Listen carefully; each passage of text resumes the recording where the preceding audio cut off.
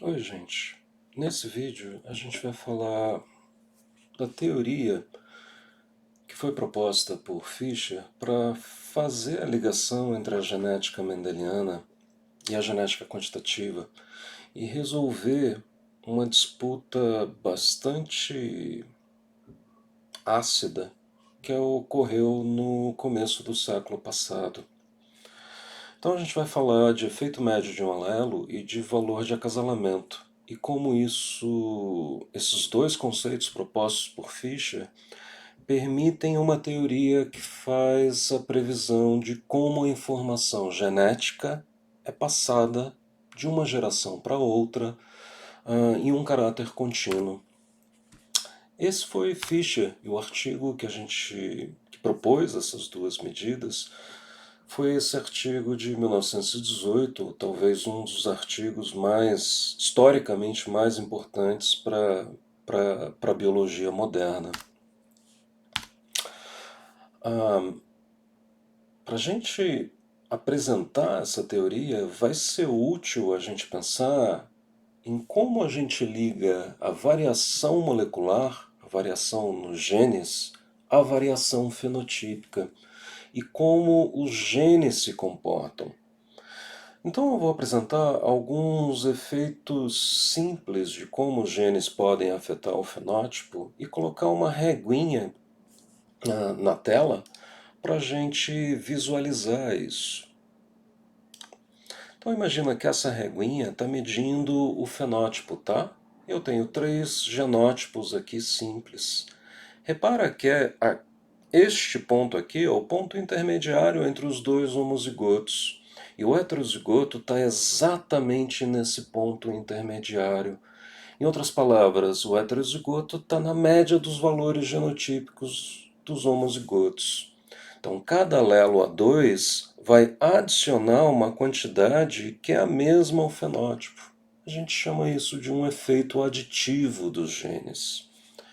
Em contrapartida, vocês podem imaginar que o heterozigoto é igual a um dos homozigotos.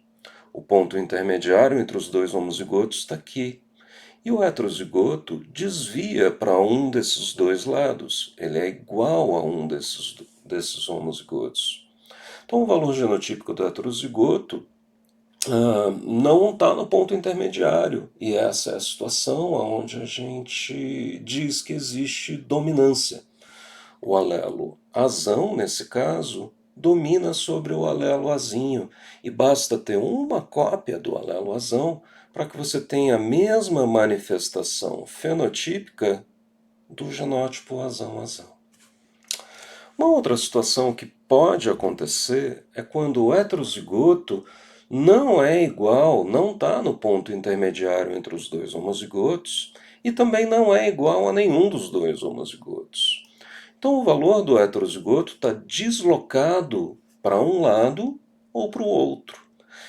Este efeito fenotípico dos alelos é chamado de um efeito parcialmente dominante. E nesse caso, neste exemplo aqui, o A1 é parcialmente dominante sobre o A2. Tendo esses efeitos fenotípicos da variação molecular em mente, vai ser mais fácil a gente pensar na teoria proposta por Fischer. No vídeo passado, a gente também definiu duas coisas importantes que vêm diretamente dos experimentos que foram mostrados, né? Se eu tenho um monte de indivíduos que são azão-azão e eu tiro a média desses indivíduos, essa média é chamada do valor genotípico daquele genótipo, do azão-azão. O heterozigoto, nesse caso, seria 21,5 e a média do outro homozigoto seria 17,4. Então, valores genotípicos são as médias dos valores fenotípicos de cada classe genotípica. E a gente viu que tem variação em torno dessa média, e essa variação é chamada de desvio ambiental. Repara então que a gente terminou o vídeo passado escrevendo a seguinte equaçãozinha muito simples, muito básica, que o valor fenotípico de um indivíduo qualquer é igual ao seu valor genotípico mais o desvio ambiental. Em outras palavras, o fenótipo assumido por um indivíduo é consequência dos genes que ele carrega e do ambiente em que ele se desenvolveu. Aí eu faço a seguinte pergunta para vocês: isso é uma teoria, essa equação seria uma teoria completa e suficiente sobre a herança, baseada apenas nesses valores, no valor fenotípico, genotípico e desvio ambiental? A resposta seria não, né? Não, porque organismos de reprodução sexuada passam adiante seus genes e não seus genótipos. Os genótipos são formados novamente a cada geração pela fusão dos genes, pela junção desses genes, para formar o zigoto, os genes vindo dos dois organismos parentais. Para ter uma teoria completa sobre como os organismos passam adiante a informação genética de um caráter contínuo de uma geração para outra, a gente precisa de uma medida de valor que vai se referir aos genes. E essa foi a grande sacação do Fischer. Então, neste ponto do vídeo, da aula, a gente tem que pensar que a gente vai juntar os valores fenotípicos, o grau de parentesco entre os organismos e a herança mendeliana, que nos dá uma previsão clara do compartilhamento de genes, para entender essa teoria proposta por Fischer.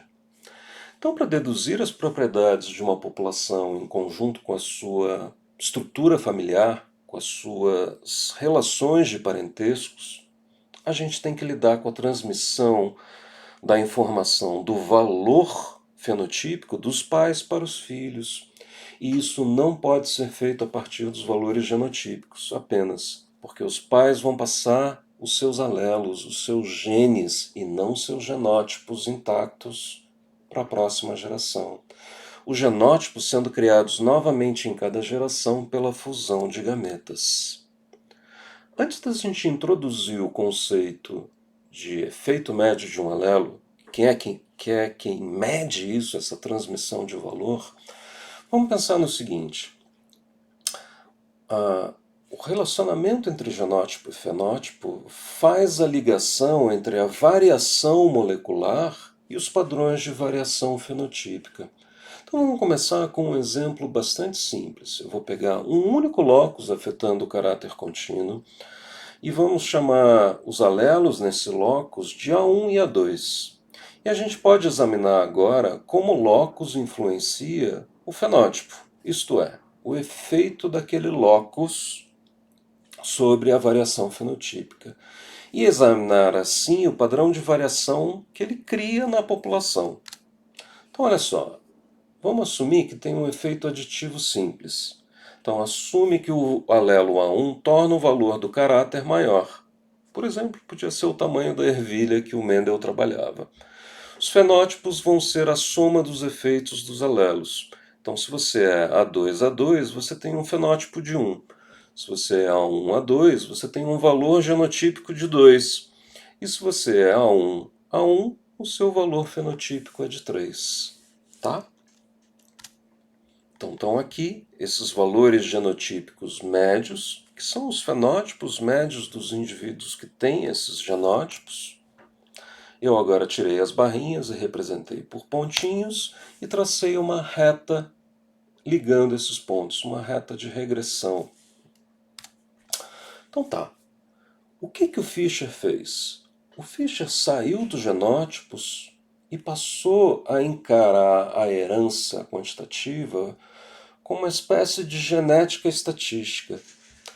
Um locus vai contribuir para as propriedades estatísticas de um caráter em relação à frequência dos genótipos e, portanto, dos alelos naquela população. Então a gente vai assumir que essa população está em equilíbrio de Hard-Weinberg. E se está em equilíbrio de Hard-Weinberg, a gente sabe que a frequência desse genótipo A1A1 é P ao quadrado, que a frequência do heterozigoto é 2pq e que a frequência do outro homozigoto é q ao quadrado. Assim a gente espera que os três fenótipos apareçam nestas proporções. Nós podemos então calcular a média fenotípica esperada e a variância fenotípica. E eu vou mostrar dois exemplos para vocês partindo desse exemplo que a gente viu aqui em cima, tá?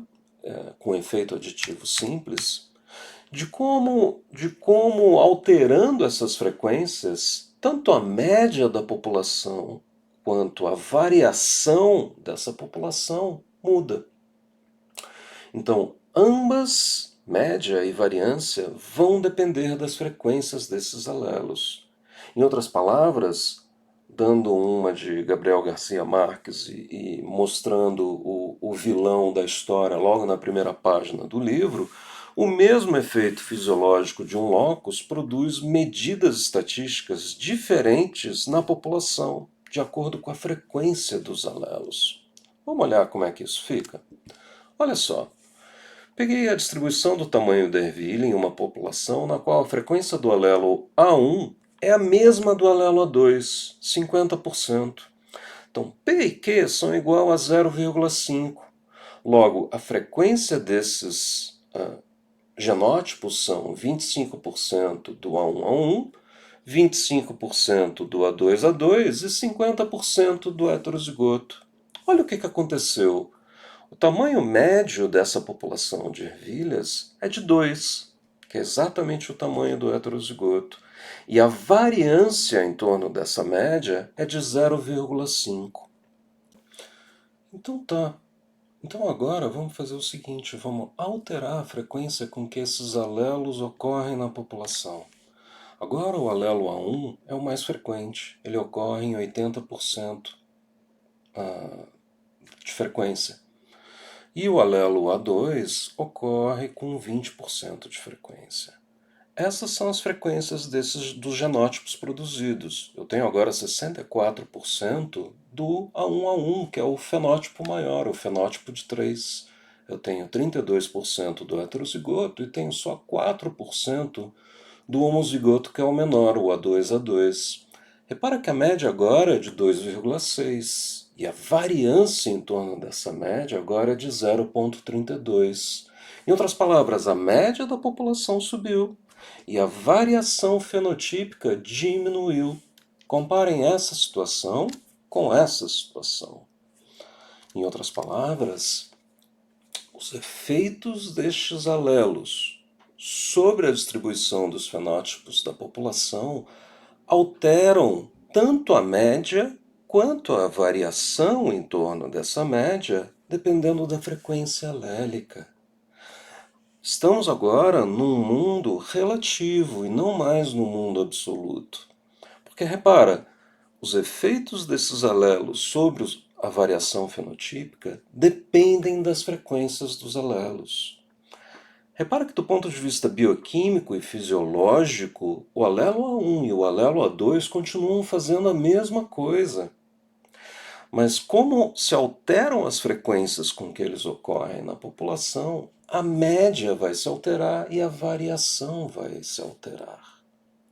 Passamos a ter uma coisa que é relativa à população que você está estudando. Não depende mais apenas das propriedades bioquímicas e fisiológicas daquele loss. Essa é uma mudança de paradigma, de como você pensa a herança, muito grande em relação à herança mendeliana clássica. Agora a gente tem que pensar que os efeitos dos alelos dependem da frequência com que eles ocorrem na população, porque é isso que vai governar qual é o outro alelo que ele vai ser combinado para produzir os fenótipos.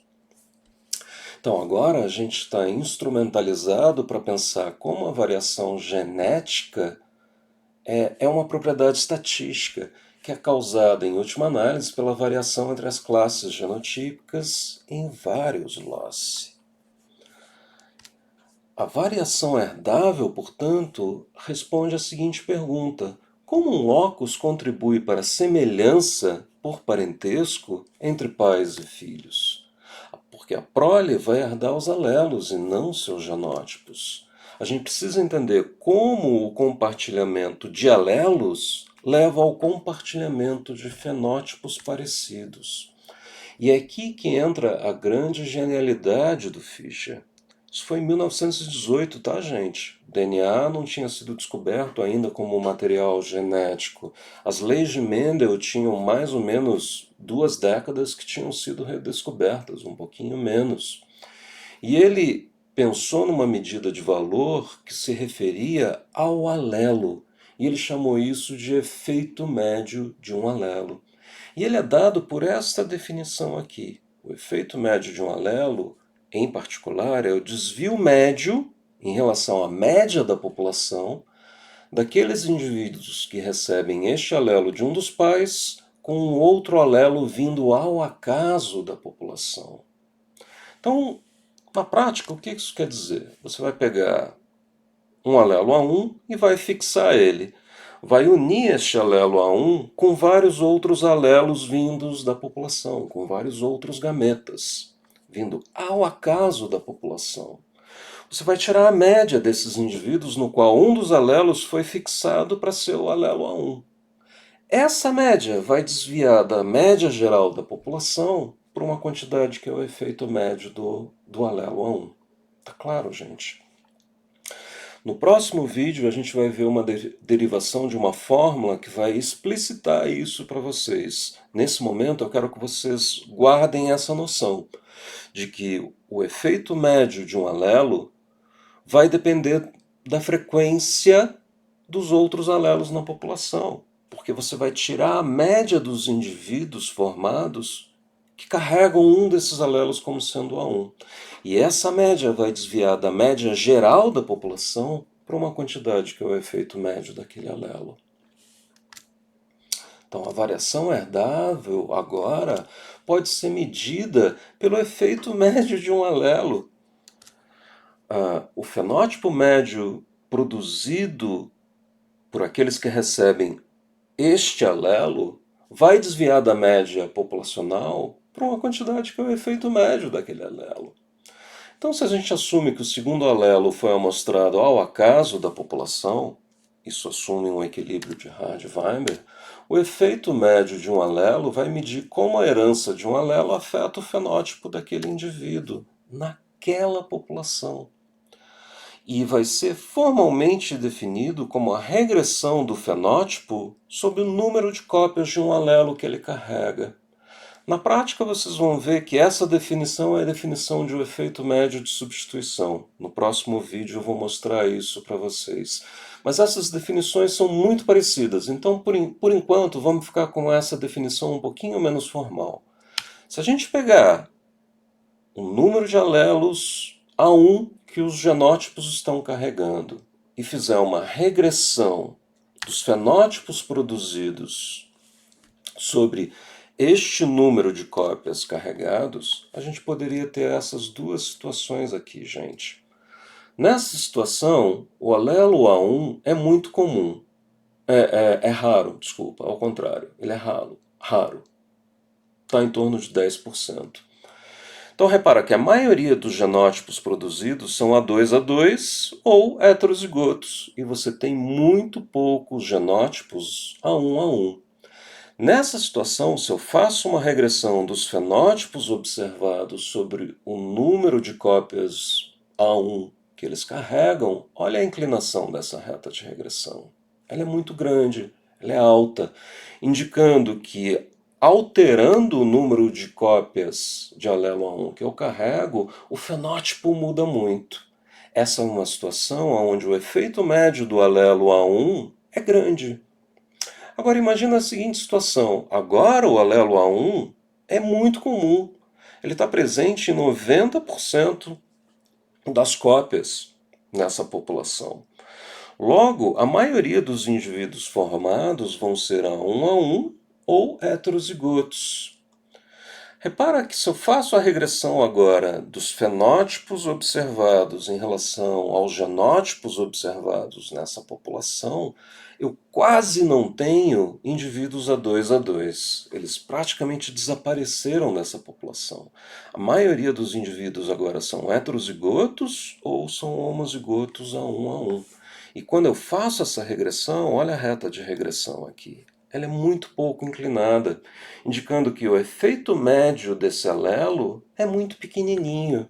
Porque se eu troco um alelo A1 por um outro alelo vindo ao acaso da população, este alelo muito provavelmente vai ser um outro A1. E, sendo assim, ele já influencia muito a média global da população.